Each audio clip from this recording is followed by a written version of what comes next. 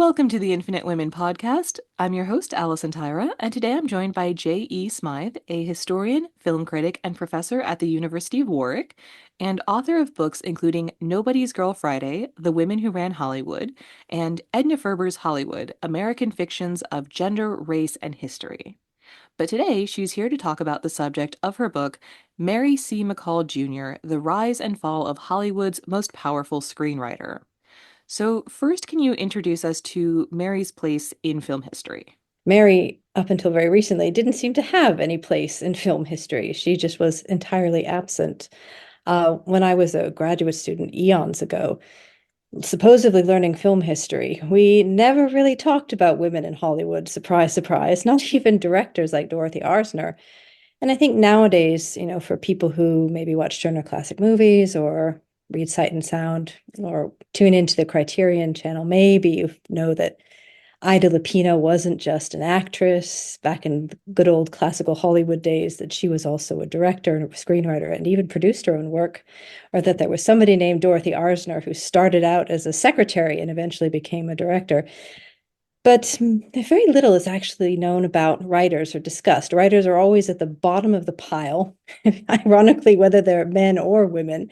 But female screenwriters in particular just seem to get short shrift, particularly in what's known as the studio system. So after the silent era, really in the Depression during the 1930s, 40s, and 50s, the golden age of Hollywood, very often that's taken to be an era that's just about men. Men being behind the camera, they are the geniuses of the system who are making the films, and then women are the decorative objects who are in front of it. And they can maybe be casting couch victims or secretaries fetching coffee, but they can't be writing the pictures. But the fact was, Mary McCall Jr. Was not just a screenwriter, but she was the most powerful screenwriter during the studio system. She was the one who negotiated chiefly with the producers to win all screenwriters a contract in the early 1940s. So she had been in Hollywood since the 1930s. She became chair of the Hollywood Council of Guilds and Unions during the strike waves. She was an Academy governor of the Academy Motion Picture Arts and Sciences sort of administrative wing. She founded the Academy Foundation alongside Cary Grant and some others. So the museum that you have in Los Angeles now, the Margaret Herrick Library with the archive, all of the outreach, even they sponsored my book. None of that would have happened if it hadn't been for Mary. And she also managed to write one of the most popular franchises during the Hollywood studio system, Maisie, about a working class showgirl. She worked with Dorothy Arzner. They were very great friends throughout their lives. She wrote some of the biggest hits, during this period. And, she was known by everybody during her career and then just seemed to vanish from the pages of history. So by the time I turned up on the scene as a student, there was just nothing about her at all. And we're going to get into what happened to her legacy later on. But first, I'd like to know more about her writing. Well, I think you have to go back to her work as a novelist and as a short fiction writer, because she didn't just sort of go to Hollywood, as maybe many men did in the 1920s and 30s as a hack newspaper writer at one of these cheap little, papers in Chicago or New York. She was actually somebody when she went west. So she wrote a best-selling novel that basically spoofed the career of Charles Lindbergh, probably one of the biggest media jerks during the 1920s and 30s. But he actually was known to her personally. She grew up with the Lindberghs. They were the Moros, were across the street from her in Englewood. And she knew Elizabeth very well. And when she was thinking about, well, you're always supposed to write what you know when you're a budding writer. What do I know? And she's like, well, I have a front row seat on how the media is constructing a hero out of this blonde racist jerk. And she turned it into a very funny spoof and satire on the way that, Americans and the American media are so into creating something out of nothing. Um, and that really was what attracted Daryl Zanuck to her. He wanted to, option the book at Warner Brothers, where he was working at the time, and brought her over. And she said, well, I'd like to adapt it. He was like, oh, no, no, no. We never have writers adapt their own work because they lack the the distance, the objectivity. We'll never get them to cut any of their dialogue, but you can write something else. So he gave her some other stuff, and she worked there for a bit. But she was very well respected. She was one of the few writers of her generation, really, who had a college degree. So she went to Vassar when it was still a women's college and a respected institution. She was very proud of that. And she wrote for the New Yorker when it was getting started. And of course, writing for the New Yorker in the 20s didn't make you much money. So she ended up writing for a lot of the other middle-class pictorial magazines that so many Americans bought at that time, because it's great, really, thinking about it as a historian, because the period that she was living in was a wonderful one for writers. There was such an audience, particularly an audience among women who, were educated, who were entering the workforce, who had more time on their hands, and who wanted to display their connection to their culture, their middle-class credentials. And so subscribing to magazines was the thing to do. And some families had 6, 7 subscriptions, and, they needed stories to fill those magazines. And this is how she and so many of her female and male colleagues were able to make a decent living before they went to Hollywood. When she did go to Hollywood, she really wanted to write about women and ordinary people, immigrants as well, too. She was from an Irish-American family, but an extremely middle-class one. Her grandfather was one of the richest men in the United States in the 1890s. And so she saw Irishness, I suppose, through a different vista from most people, most of them in New York. But she had a lot of working class Irish friends. So James Cagney was a close friend of hers, and Humphrey Bogart, who was more of a West Side boy, very posh. They also had a great time running around Manhattan together. So she had an exciting social life. She would write about some of the women who were becoming writers when she was at in the early days of working for Warner Brothers. She wrote stories as well, too, about up and coming actresses, script girls, or whatever, having to cope with the workforce. But what she really wanted to do was to do her own pictures. And it was hard because she was fired briefly in 1933 when it was really tough to hold on to a job in Hollywood. It was a terrible year. Then most of the studios couldn't meet their payrolls, and there were all kinds of cuts. She went back to New York, and then she came back the year after when things were a bit better.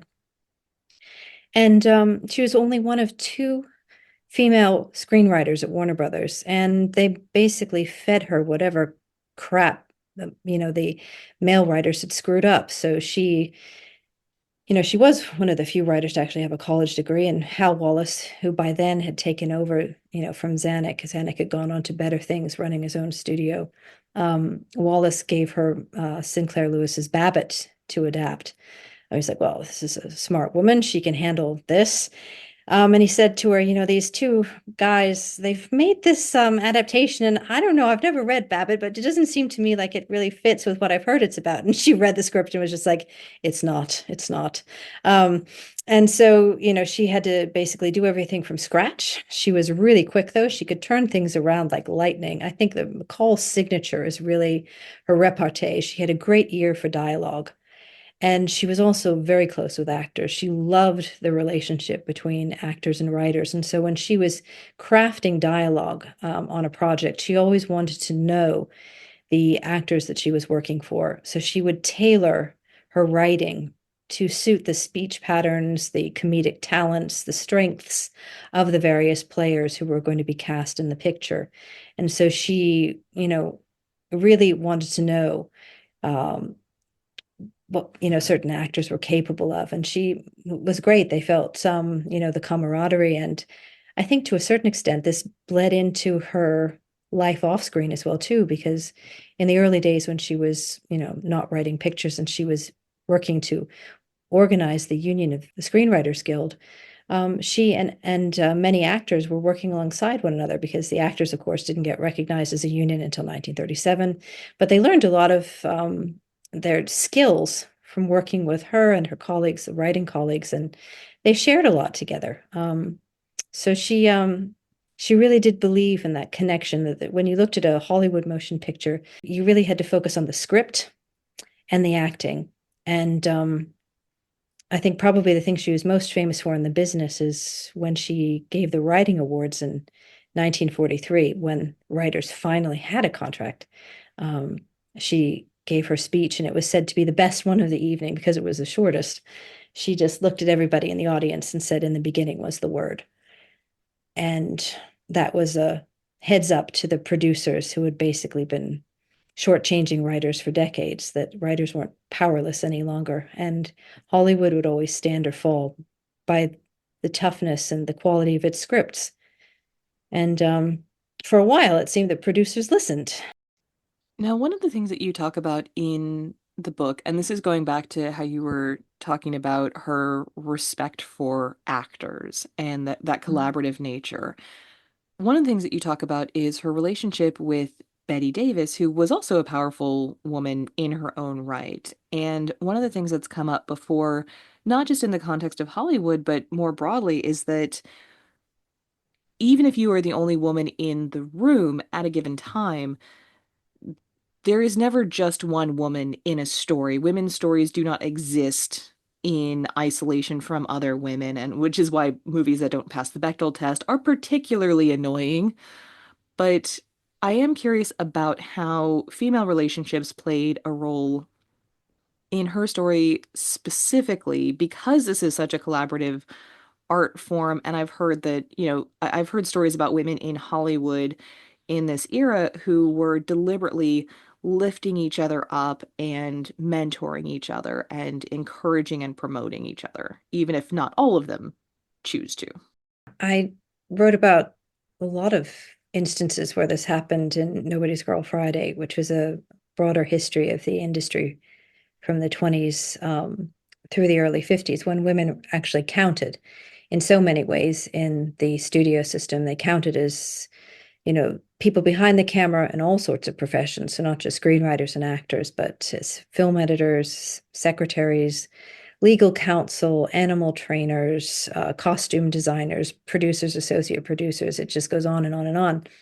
And you have very many cases, basically from the early days of cinema, of powerful women trying to help others, and even less powerful or more vulnerable women actually going out of their way to help others in the profession. So I'm thinking in particular about Mary Pickford and how she helped Barbara McLean, the film editor, in the early stages of her career, and really was a model for McLean to see how women could lead in so many areas of motion picture production. And she, basically ran her own productions in so many ways, but there was a sense of collaboration and everybody working together that she didn't feel, I think, when she was working with men later in her career, and she regretted that.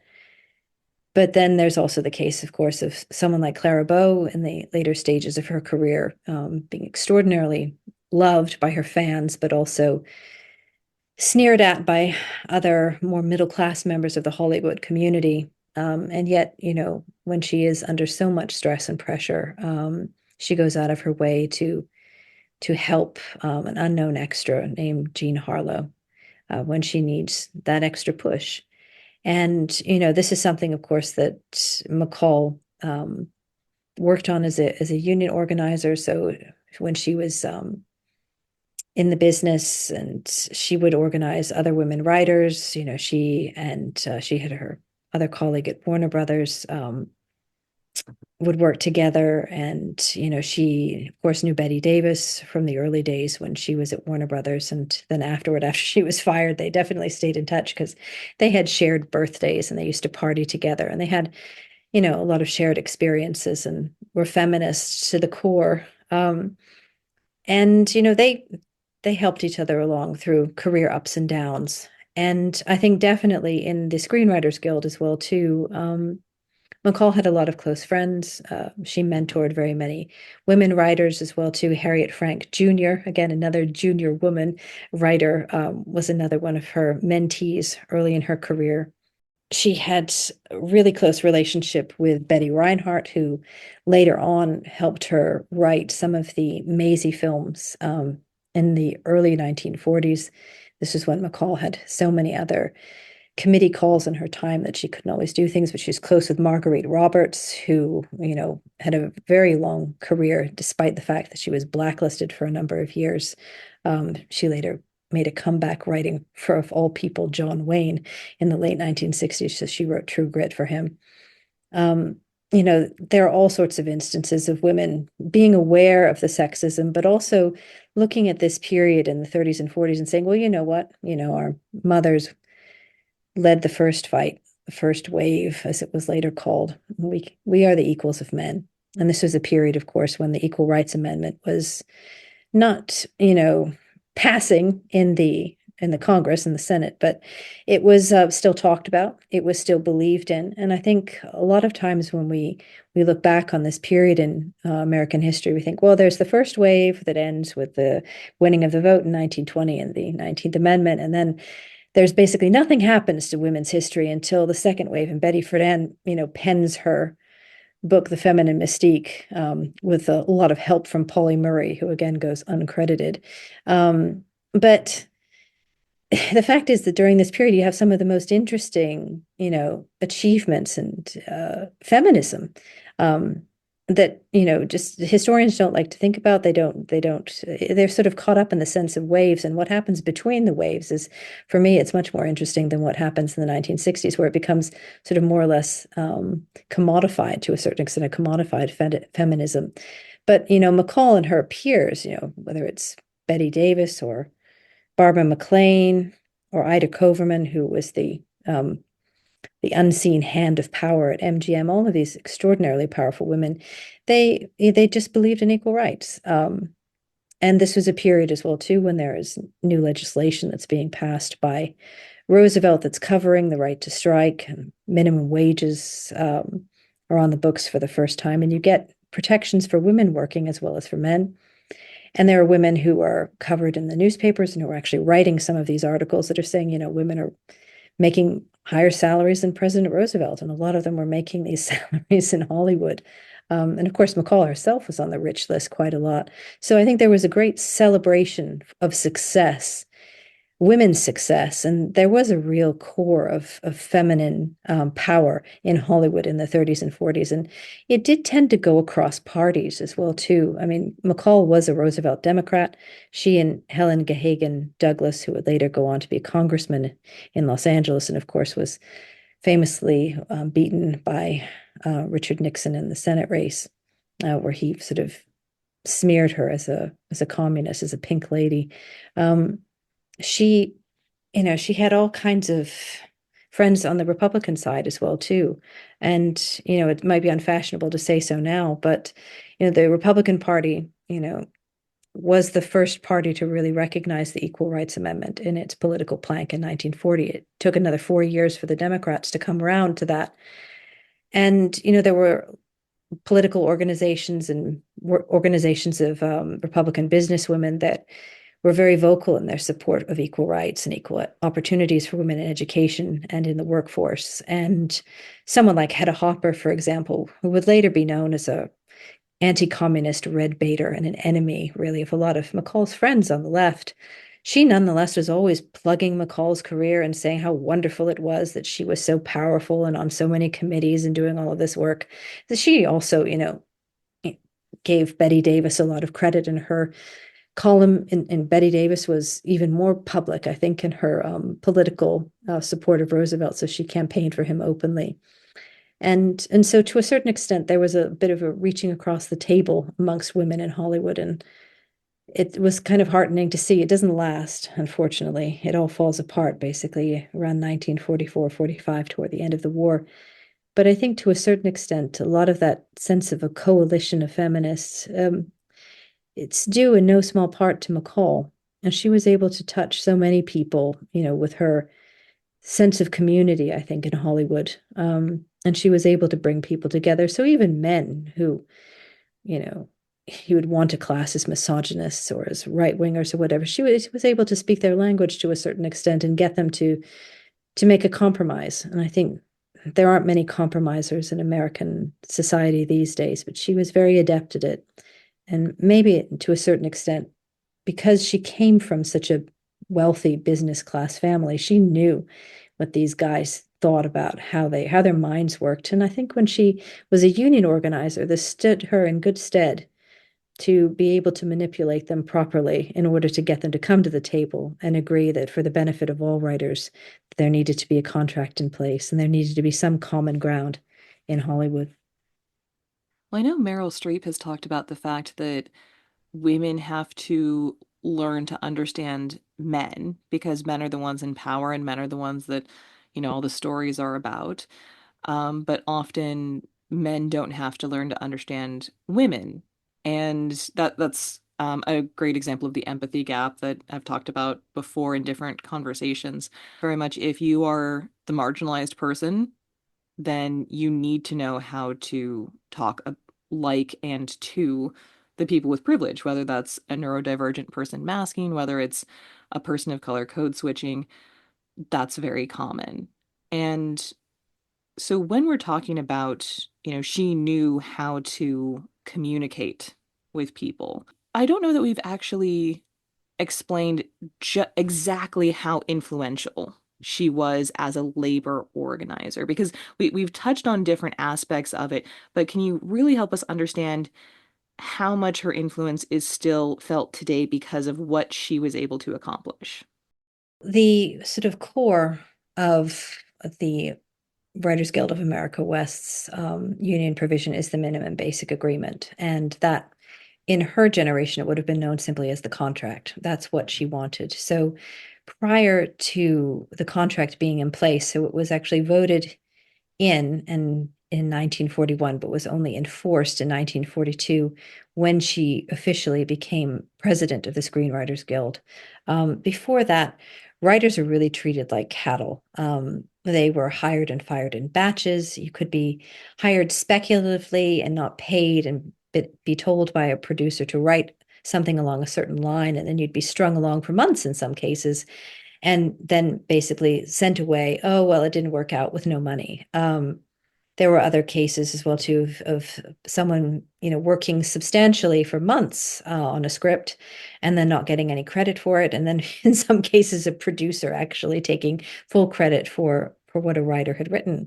There were no protections for credit. There were no protections for the minimum time between hiring and firing. There was no minimum wage.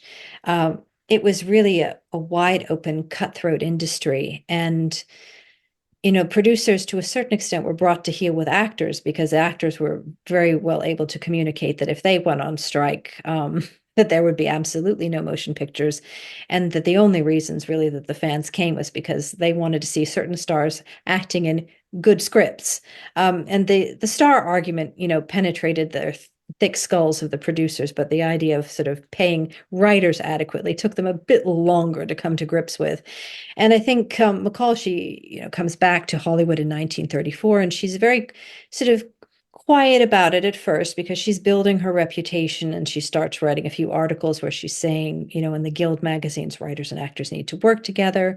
There needs to be a kind of motion picture school where different branches of the filmmaking community can come informally together and discuss best practice or innovation so that we can make better motion pictures. She was all for realism and basically throwing away a lot of the sophisticated crap about wealthy people that MGM basically was putting out at the time. She, to a certain extent, she admired Warner Brothers for their ability to engage with social issues, but she said, you're not really going far enough.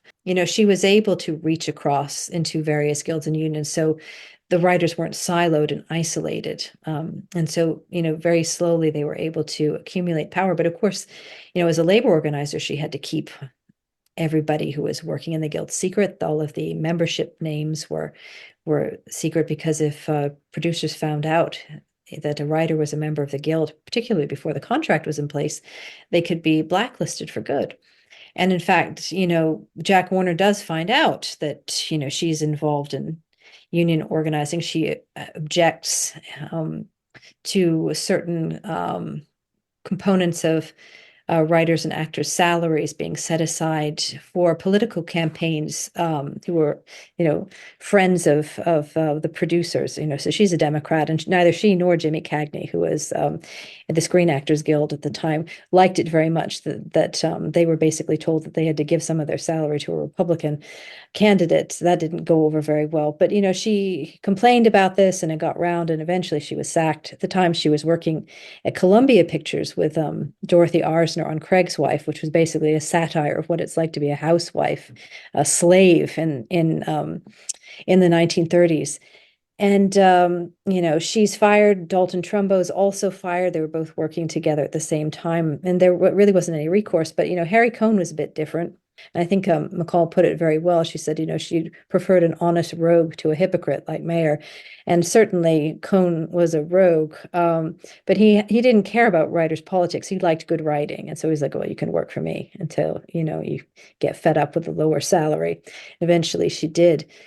But she was really able to convince people that, the guild could work for everybody, that it wasn't just for the few who could, earn the big salaries with the producers. She wanted an agreement that would cover everybody.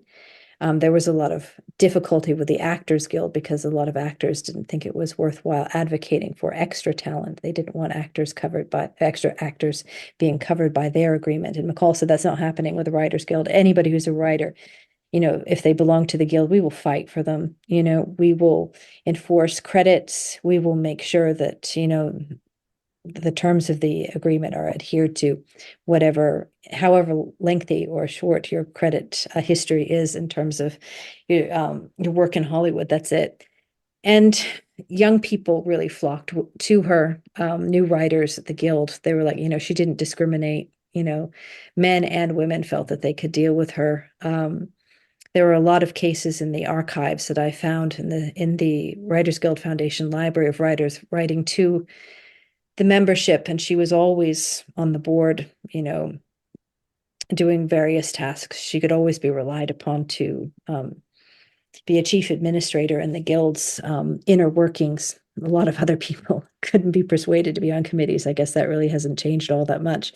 But she was there, and she would listen. And, when she was president, and she was president 3 times, at the best of times, her writers in the early 40s, and probably the worst of times as well, too, in the early 1950s. And it was really, in the wartime, she was able to get pay raises. She was able to bring producers to heel and basically say, you can't lie about credits. You can't take credit for work that you haven't written. She was able to help a lot of women as well as men. But, there were a lot more cases where I would see women who were writing to her where there would actually be a significant change. They were actually able to get their cases heard and to get some restitution. But of course, later in the 1950s, after the blacklist was basically in full swing, her colleagues begged her to come back. She was the woman who had gotten them pay raises during the war and had gotten the contract enforced, and everybody loved her. And they were suffering some pretty bad times because of the blacklist and because, there were all sorts of efforts to restrict the union. And in the past, well, the Communist Party wasn't really outlawed, in the United States, but don't tell anybody in the 1947 or 51 hearings that. But there was a case of a writer who had worked at RKO, motion picture studio in Hollywood, that in the past had produced the Stair and Rogers pictures in the 1930s, but it had gone under. And Howard Hughes, a millionaire who had occasionally produced films back in the early days, he had done one with Jean Harlow. He had basically gutted the studio and fired almost everybody. But he had this one film on the books called The Las Vegas Story. And this writer called Paul Jericho had written most of it. And when Hughes found out that he was going to be called before a 1951 committee because of his political affiliations, he had been a communist, he fired him. And Jericho goes to the guild and basically says, help. And McCall could have done what every other head of the union was doing in Hollywood at that time, and basically kowtow to the producers and say, well, just, vanish or whatever. We can't really deal with you because this kind of a case could potentially bring down the guild. But no, she sued Howard Hughes for violating the minimum basic agreement. A contract is a contract, she said to Hughes. You didn't have to hire this guy. And, we didn't force you to. He's just, he is a member of our guild, and we, may not agree with his politics either, but that's just the way it is. You cannot discriminate. But unfortunately, the judges in California in the 1950s did discriminate, and they sided with Hughes. And McCall was just, her career basically was over after that. The guild itself was basically over. They had to rewrite the agreement so that it would enable discrimination of writers based on their political affiliation. So communists were not covered. And she basically threw in the towel after that. She said, 3 times president is enough and everything is against me. But eventually, that bit of the contract was rectified after the blacklist. And people did recognize what she had done. And, she continued to go on strikes for residuals and, as part of her work for the radio and television guild that she belonged to in the 1950s when her film critics started to dry up. But, she was always on the picket lines. The writers' strikes did not go away in the 1950s and 60s. And occasionally, at one of those picket lines, somebody would have a sign up, and one of the signs would say, "In the beginning was the word." So the membership remembered her. They remembered what she had done. And to give the guild credit, she did get the first Valentine Davies Award for her contributions to the guild membership. She was the woman who wrote the first history of the Screenwriters Guild. They asked her to do it because she was really, they felt, the most objective one who could unite both perspectives on the left and the right. And she got the Edmund J. North Award when she was months away from dying from Parkinson's and Alzheimer's in the mid-1980s. So she was remembered by her guild.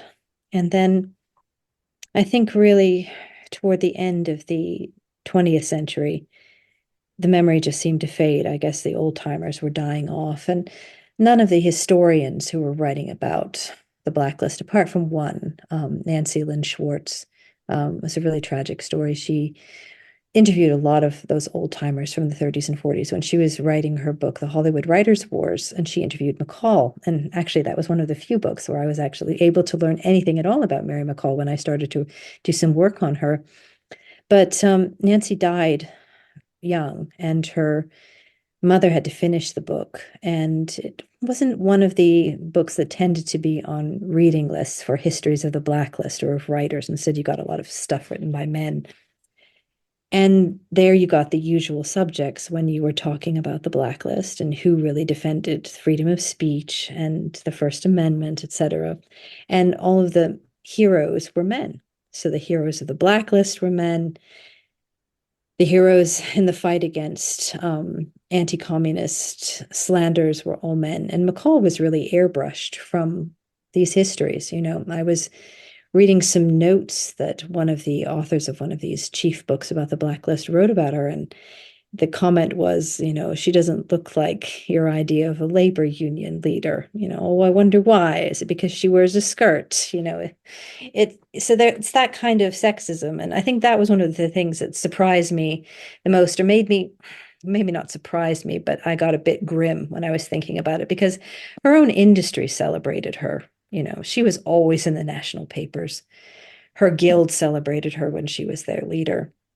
And it's like when film history starts getting written, she's airbrushed. And there are all these comments about how when the labor unions come to town in Hollywood, women just sort of lose all power. They become less important. Oh, yes. Oh, really? And it's that kind of stuff, as if women don't fit in a labor union, or they don't fit in Hollywood because Hollywood's making more money, and how many exceptions basically do historians need before they pay attention to what was actually the rule in Hollywood? Was that if you made somebody money and if you were good at your job, you could make it up to a point. But the old boys who were running the motion picture studios back in the 30s and 40s and 50s, I mean, they took risks occasionally, and if the best man to do something was a woman, they would hire her. And I think when the system fell apart, and this is the tragedy, because a lot of people think, oh, when this Hollywood studio system goes away, it's better for filmmaking, because you have more independence.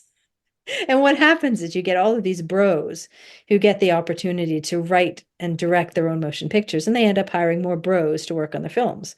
Whereas during the studio system, they make 250 pictures a year, each one of them. And they'll be like, they'll have a roster of people who are on the payroll. So they'll be like, okay, we've got this new picture. So we're going to have Viola Lawrence do the editing because she's not, doing something right now. Or we'll have, Barbara McLean do the editing, or we'll have Mary McCall write the script because, she's on the payroll. She needs something. And that's why it happened, because you have the women there and they work for you. And that's how, they get the credits. But in the Brave New World of the post-studio era, you get a lot of changes, and they do not favor women. That's the thing. And the content of the films does not favor women. Back in the 1920s, 30s, and 40s, there were a lot of films about women because people knew that women were the major, audience for these motion pictures. They were the ones who were bringing the ticket sales in. So you had films like Maisie. So you had films like Gone with the Wind that were about women.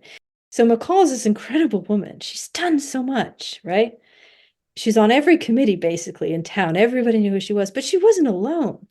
There were, hundreds of other women she worked with who were involved in this community, and they had a voice, and they were sometimes paid attention to. But, trying to dig out their names was a real task 10 years ago when I was working on Nobody's Girl Friday, because basically the logic among film historians was that, well, women might have had some power back in the early days with Alice Guy Blanchet and Lois Weber, but everything vanishes basically when Hollywood starts to make money. And I was just like, oh yes, oh yes, oh really. These are this sounds like the argument that historians make about women's history, that there's no such thing as a feminist between 1920 and 1962. This biography about her, it comes from a place of reckoning with a lot of different elements within American history and labor history and film history and women's history.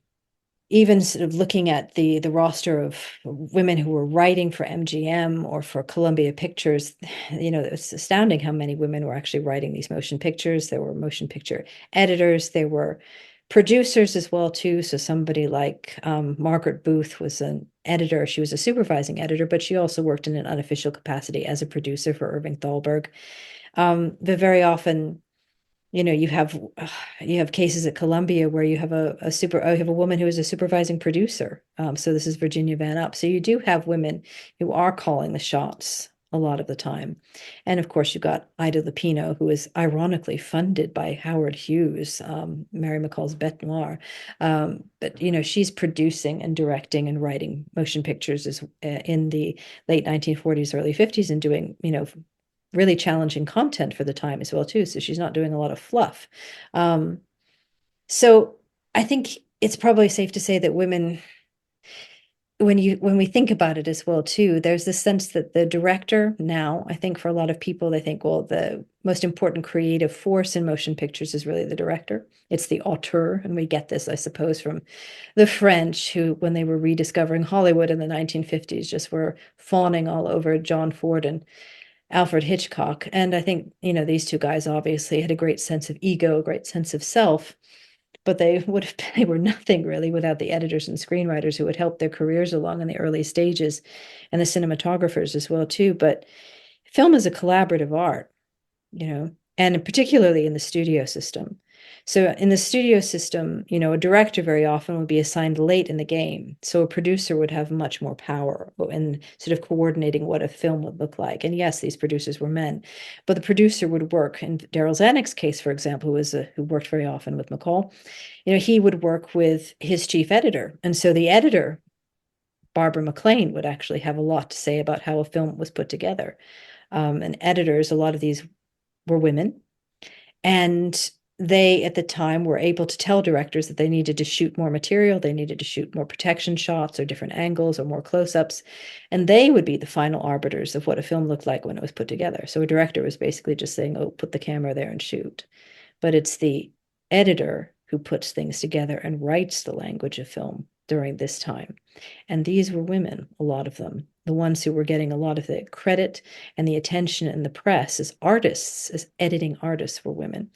And I think in terms of writing as well, too, you do have a lot of women. Frances Marion is certainly one who comes to mind. McCall, when she was writing her work for Dorothy Arzner and later in the Maisie series and her work, The Sullivans, that she does as an independent in 1943, when you write alone, you have control.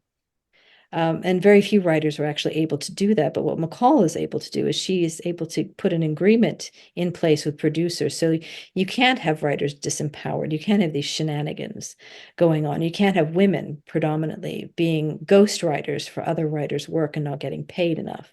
And so they do have the creative power. And so I think my plea for film history in the future is that there is a greater recognition of the collaborative aspect of motion pictures that, in terms of film connoisseurship and appreciation these days, it's all about directors. But people of that generation knew that there were a lot of hands that had to work together to make a good film. And some of these hands were women's. Well, and you've mentioned, I think, a couple times the Maisie films, which were, I would say, revolutionary for the time. So, can you tell us how and why, and any lasting impact that you feel like that's had on film? Well, it's true that there were serials that focused on women and action women in particular since the early days of cinema. So there's Pearl White, there's Helen Holmes, there were all kinds of Western serials that were focused on women. And serials are, franchises, follow-on films. They were often, an integral part of motion picture production. And I think when McCall came to MGM in 1938, they were kind of wary of her. She'd made a name for herself. She was a good writer, and they wanted her. And MGM had so many women writers, it was known as the mothership. That's what Dorothy Parker called it.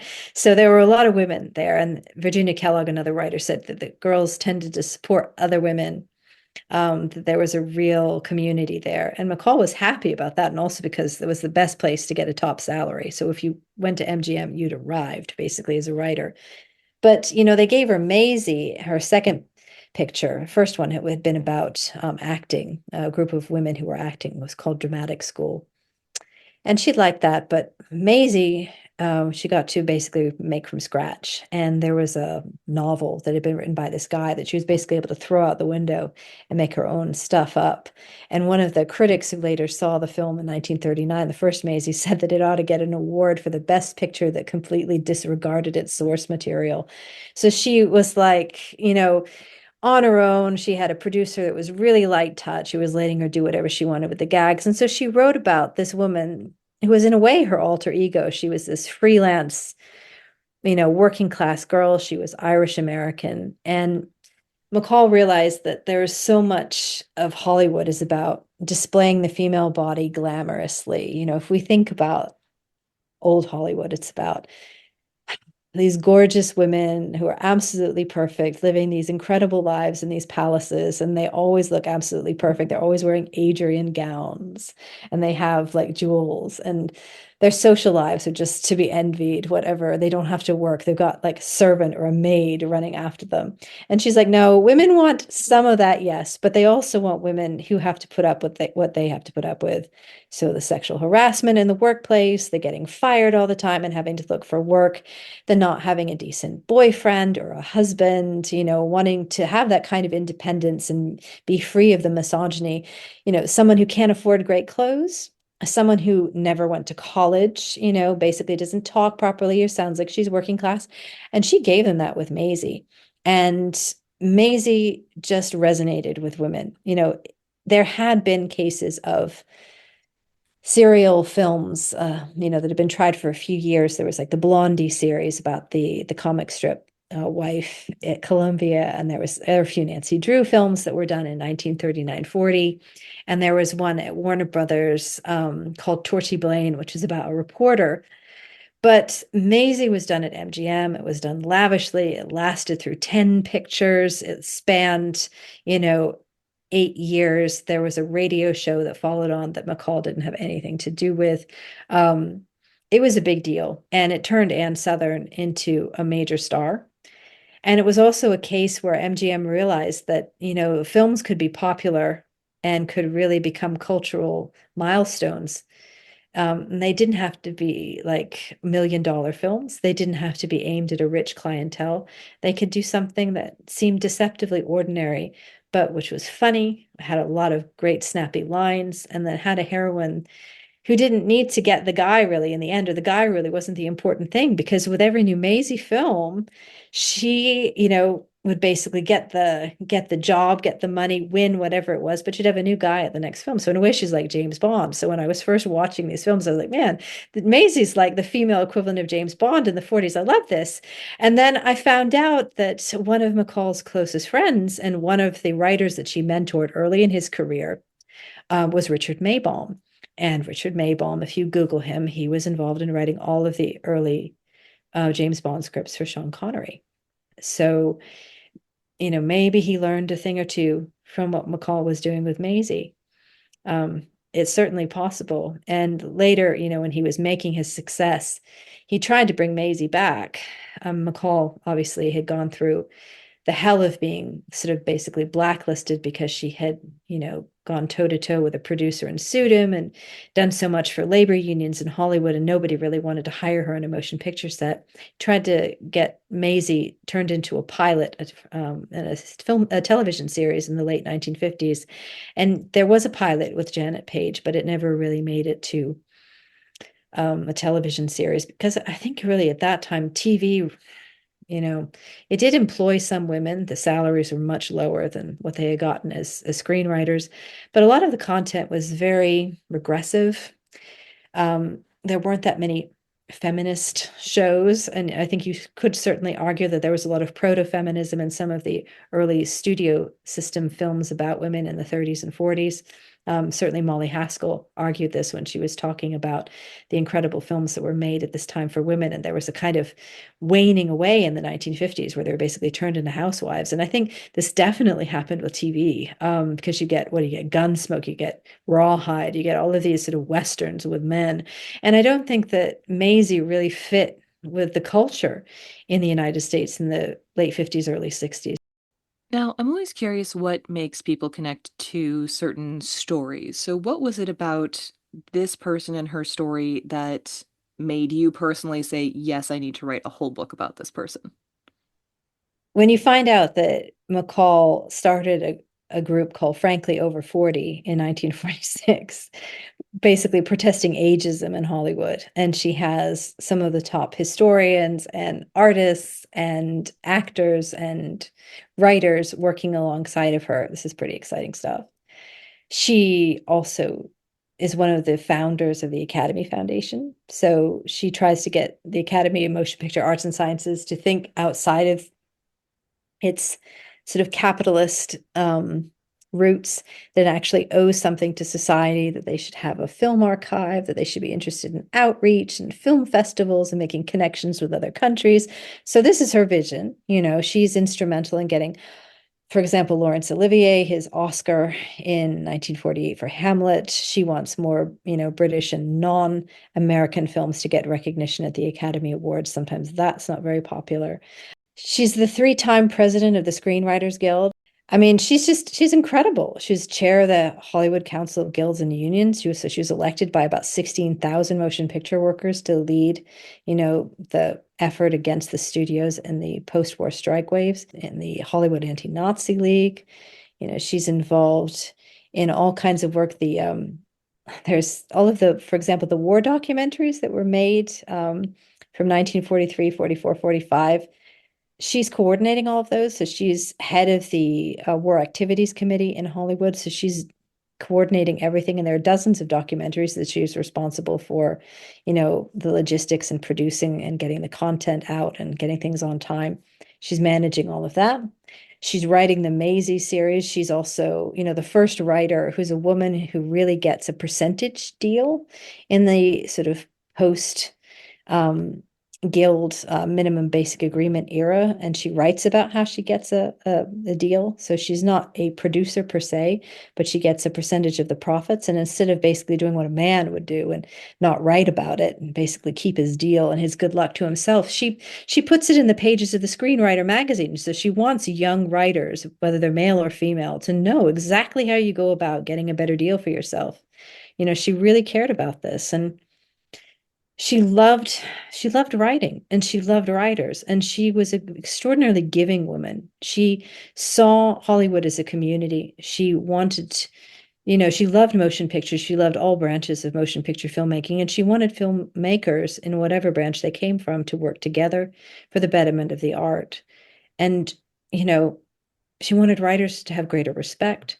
And she really recognized the bedrock relationship in any kind of dramatic enterprise, which is the relationship between the actor and the writer. That's, and to a certain extent, it's all that matters if you have that. And it really propelled so much of the great work that was done in Hollywood during the 30s and 40s. I think she was a fantastic individual. I don't know how she did what she did. And to see how she was completely erased in film history, and how, even at the end of the 20th century, early part of the 21st, people weren't paying any attention to her. And, it really made my blood boil. I get sick to death of hearing about auteurs and about, great films. And I mean, so much of this stuff drives the business of film connoisseurship. But that said, when I had written this, I did actually approach a couple of women editors because I thought, well, it'd be nice to have a female editor's input. And I was basically told that it wouldn't sell. Oh, it's a lovely story, but it wouldn't sell. Oh, no. And actually, you're focusing on one woman. And, yes, maybe she was this great, but shouldn't we really be celebrating all women? And I said, well, I wrote that book already. You can see my collected works. Here's the woman who really deserves to have a biography, a standalone biography. And I said, I'm not writing another biography of a star. Sorry, no. I want something that, really does speak to the whole industry. And, the amnesia in the industry as well, too, this willingness to forget its great women. Join us next time on the Infinite Women podcast, and remember, well-behaved women rarely make history.